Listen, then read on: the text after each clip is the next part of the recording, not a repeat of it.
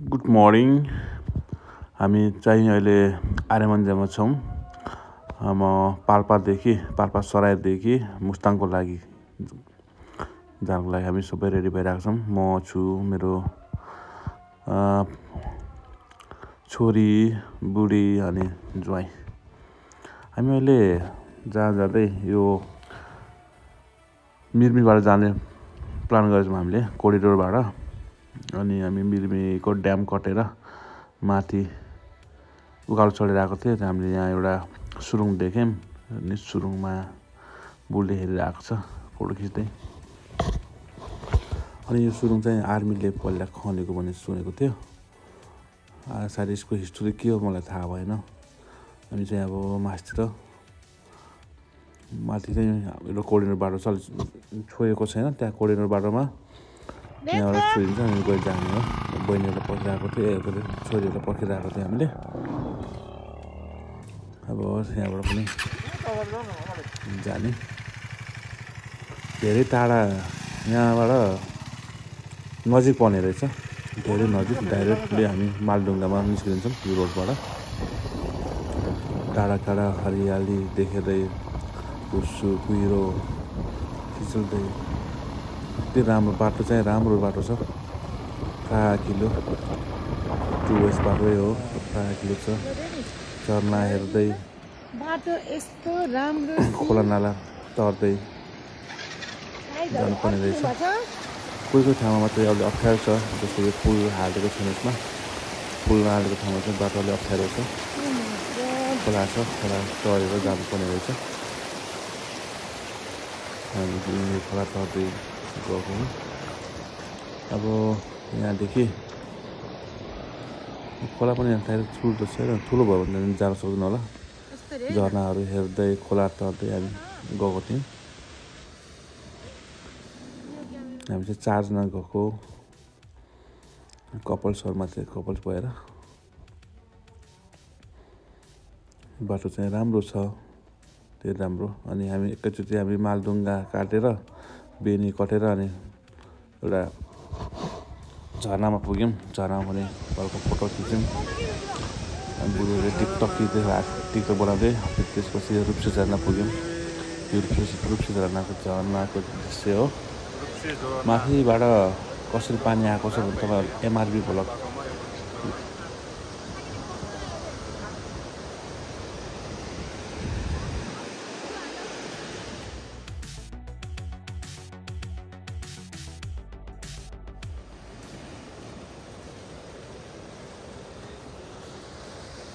Drone camera नभएर हामीले यसै फोटो खिच्दै गएको थियौँ भने।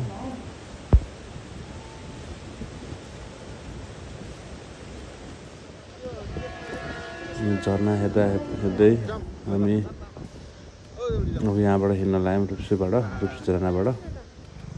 त्यसपछि डाँडा हेर्दै हिमालको दृश्य हेर्दै हामी अगाडि बढ्यौँ। हामीले आज जोमसोम गएर बास बस्ने प्लान गऱ्यौँ हामीले। टाइम त थियो हामीसँग, अहिले 1 बजी 1:30 भइरहेको थियो होला सायद त्यो बेला टाइममा। अनि हामी अगाडि बढ्दै एकछिन रेस्ट गर्दै गएको थियौँ। मोबाइल हेर्दै बसिरहेको छ बुढीले फेरि। बाटो चाहिँ यस्तो दामी छ, अहिले धेरै राम्रो बाटो छ। हजुरहरू पनि मजाले जान सक्नुहुन्छ, बाइकमा जेमा पनि राम्रोसँग मजाले जान सक्नुहुन्छ। हामीले बिचमा रोक्दै हिमालको दृश्य हेर्दै हामी अगाडि बढ्दै हामी जोमसोम पुग्न लाग्यौँ। अब धेरै छैन जोमसोम पुग्नलाई।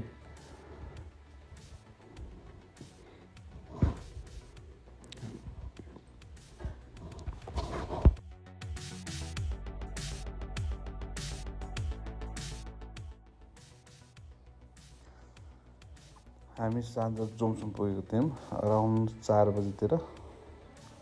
त्यसपछि जोमसोमबाट डुम्बा लेकमा घुम्न गयौँ। जोमसोमदेखि डुम्बा लेकलाई सायद 5 किलोमिटर छ होला, 5 किलोमिटरको फरक छ टाइमिङ बाटो। बाँकी अति नै चिसो छ राम्रो छ घुम्न ठाउँ सबै धेरै पर्यटकहरू जानुभएको थियो उहाँहरू पुरा फोटो खिच्दै सिनहरू खिच्दै यो माथि चाहिँ निलगिरी हिमाल छ निलगिरी हिमाल काखमै पर्ने रहेछ डुम्बा लेक त्यसपछि अँध्यारो भयो फर्किएँ त्यसपछि त्यहाँबाट अनि बास बस्यौँ त्यसको भोलिपल्ट फेरि भोलिपल्टको भ्यू हो यो मुक्तिनाथ जाने तयारीमा चिया पिउँदै अति नै चिसो छ बिहान चाहिँ तर योभन्दा मुक्तिनाथमा धेरै चिसो छ बिहानको झुल्के घाम भर्खर यो निलगिरी हिमाल यसको काखमा दुम्बे ताल भएको दुम्बा ताल हो क्या सायद दुम्बा तालको नाम त्यहाँदेखि हामी मुक्तिनाथतिर प्रस्थान गऱ्यौँ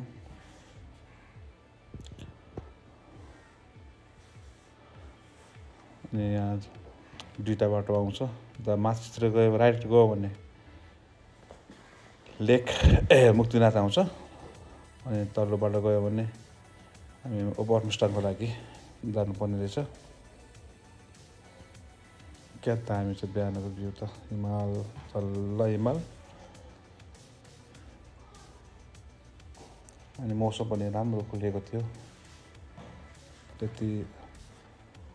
यतातिर साइडमा खासै जाडो त लागेको थिएन र राम्रो थियो भ्यूहरू राम्रो हेर्न पायौँ हामीले अनि यसरी यहाँ सेल्फी डाँडा भन्ने रहेछ यस ठाउँलाई फोटो खिच्यौँ अनि टिकटकहरू बनायो त्यसपछि हामी मास्टर लाग्यौँ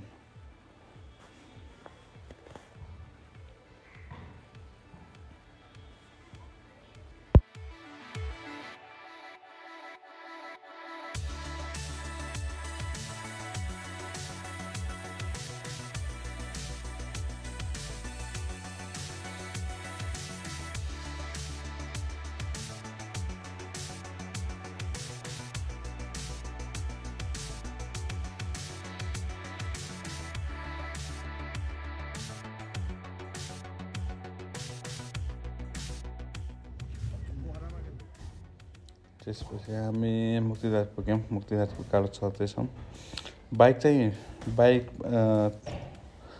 चाहिँ हामी त्यो मुक्तिनाथको सिधीसम्म पुग्ने रहेछ त्यहाँ तल राख्यौँ अनि मास्ती र मुक्तिनाथसम्म हिँड्नको लागि हिँड्दै गयौँ लगभग 10 मिनटको बाटो छ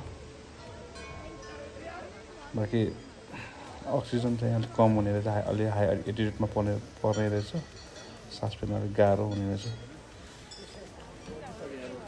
हामीले त खोल्तीमा लसुन लिएर गएको थियौँ लसुन चपाएको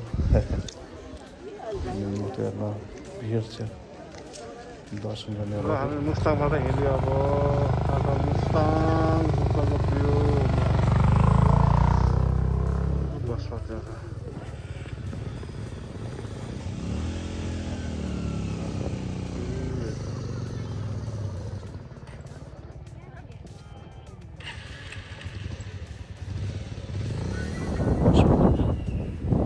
गाडीहरू लिएर आयो भने त्यहाँ पार्कमा राख्नुपर्ने रहेछ बाइक चाहिँ यहीँ आइपुग्ने रहेछ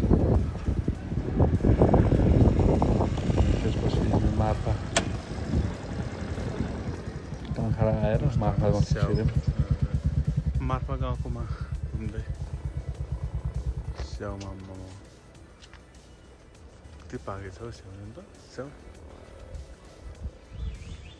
आज हामी मार्फा आइपुग्यौँ मार्फा अङ्कल अलिकति घुम्दै स्याउको बोट हेर्दै अब एकछिनपछि कपडा चेन्ज गर्नुपर्छ भोटे ड्रेस लाउनुपर्छ त्यसपछि अनि यहाँबाट फेरि बेनीतिर प्रस्थान हुनुपर्छ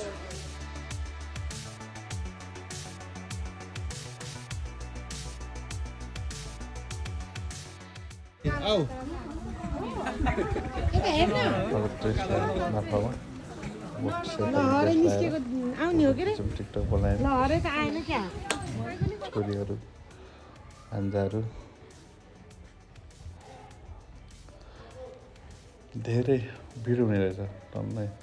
यो जेरी गल्ली भन्ने छ, यसमा चाहिँ जेरी फिल्मको सुटिङ भएको रहेछ र सायद त्यही भएर जेरी गल्ली राखेको भन्नुभएको थियो उहाँको दायाहरूले।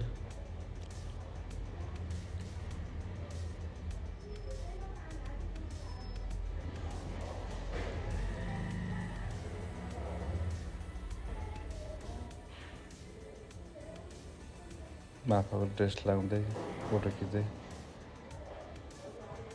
एकछिन टाइम स्पेन्ड गऱ्यौँ माफा ठाउँमा।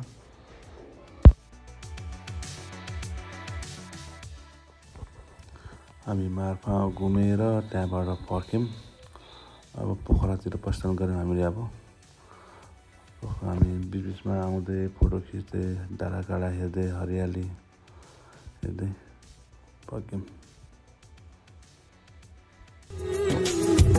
कहीं दूर चले जाए हम, दूर इतना कि हमें छू न सके कोई गम।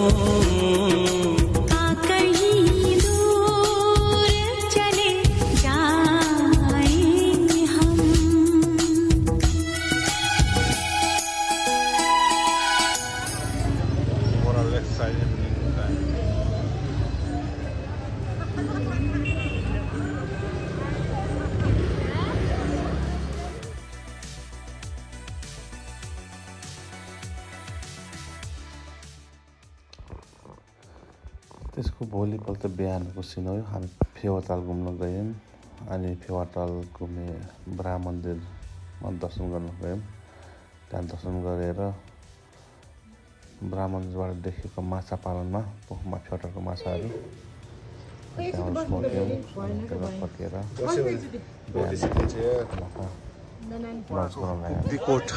लन्च खाएर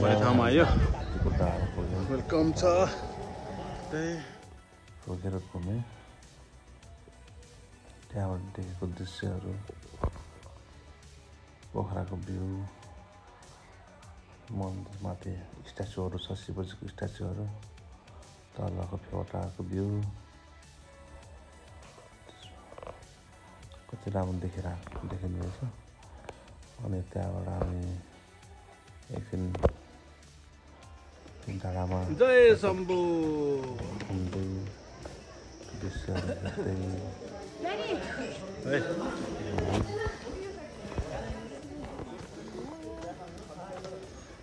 वेलकम पुतीको डाँडामा आयो। अब स्ट्याचु लखर लखर अगाडि चल्दै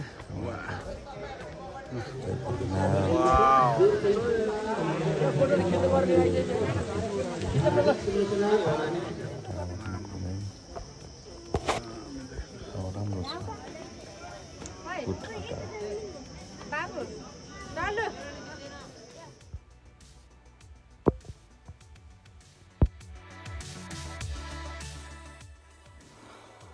यो चाहिँ माथि पुटेको डाँडा देखेको पोखराको दृश्य भ्यू पोइन्ट भ्यू।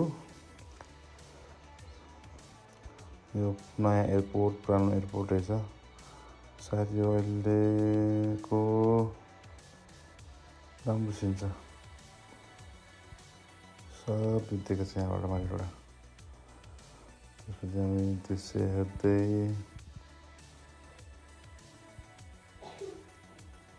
यो स्तूपा, त्यहाँबाट हामी फर्क्यौँ। अनि बाटोमा पिउ खेल्दै बुटुल फर्क्यौँ। तपाईँलाई कस्तो लाग्यो यो भिडियो?